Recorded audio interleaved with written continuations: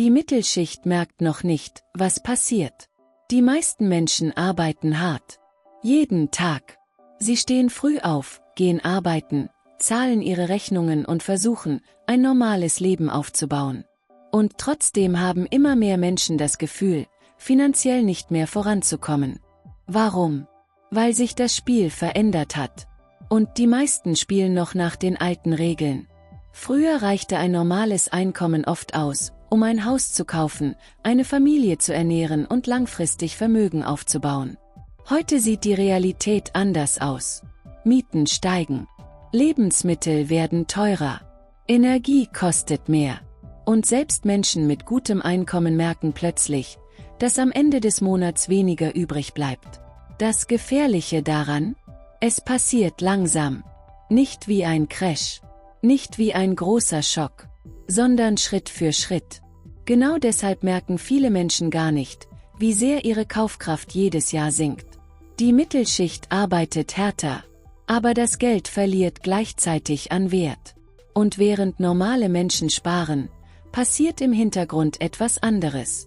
Große Unternehmen, Investoren und vermögende Menschen kaufen Assets, Immobilien, Aktien, Rohstoffe und immer mehr auch Bitcoin. Warum? Weil sie verstehen, dass Geld auf dem Konto langfristig schwächer wird. Das bedeutet nicht, dass Sparen falsch ist. Aber viele Menschen merken erst sehr spät, dass sie mit reinem Sparen kaum noch Vermögen aufbauen können. Und genau hier beginnt die Diskussion über Bitcoin. Bitcoin wird oft nur als Spekulation dargestellt. Als Risiko. Als etwas für Nerds oder Zocker. Aber viele Menschen sehen Bitcoin inzwischen anders. Nicht als schnellen Weg zum Reichtum, sondern als Schutz gegen langfristigen Wertverlust.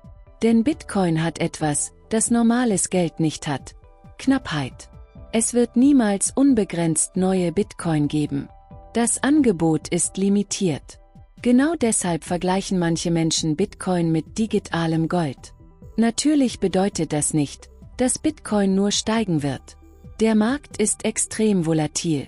Es gibt starke Crashs, Panik, Unsicherheit. Und niemand kennt die Zukunft. Aber immer mehr Menschen stellen sich eine wichtige Frage.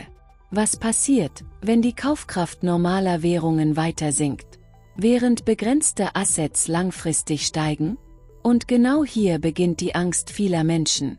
Nicht die Angst, reich zu werden, sondern die Angst, zurückgelassen zu werden. Denn die finanzielle Realität verändert sich bereits. Menschen mit Assets profitieren oft von Inflation. Menschen ohne Assets verlieren langsam.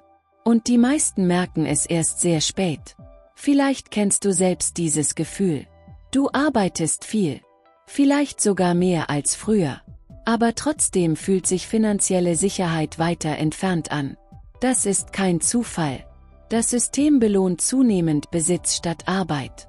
Und genau deshalb interessieren sich plötzlich so viele junge Menschen für Investments, Aktien und Bitcoin.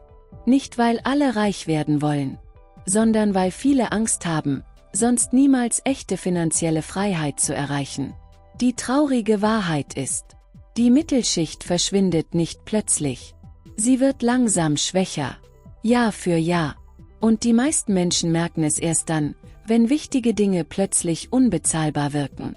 Ein eigenes Haus, finanzielle Freiheit, früher Ruhestand. Vielleicht wird Bitcoin nicht die Lösung für alles sein. Niemand weiß das sicher.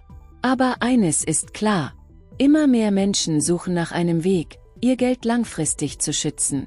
Die eigentliche Frage lautet also nicht mehr: Ist Bitcoin riskant? Sondern vielleicht: Was passiert, wenn ich gar keine Assets besitze? Schreib mir deine Meinung in die Kommentare. Glaubst du, dass die Mittelschicht in Zukunft immer stärker unter Druck geraten wird? Und wenn dir solche ehrlichen Finanzvideos gefallen, abonniere den Kanal. Hier geht es nicht um Hype, sondern um die Realität.